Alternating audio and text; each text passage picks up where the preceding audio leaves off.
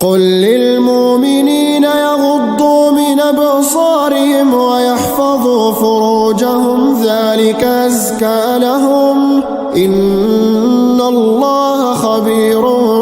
بما يصنعون وقل للمؤمنات يغضضن من أبصارهن ويحفظن فروجهن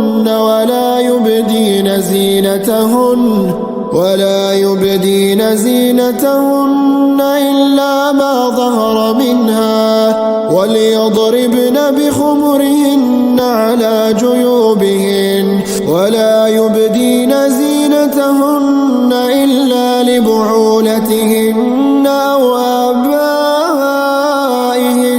أو آباء بعولتهن أو أبنائهن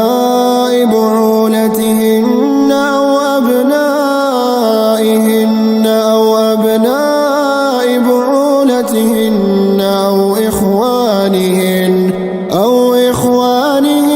أو بني إخوانهن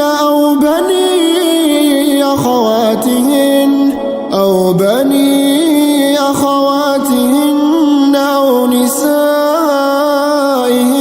أو ما ملكت أيمانهن أو التابعين غير أولي الإربة من الرجال أو الطفل الذين لم يظهروا على عورات النساء ولا يضربن بأرجلهن ليعلم ما يخفين من زينتهن وتوبوا إلى الله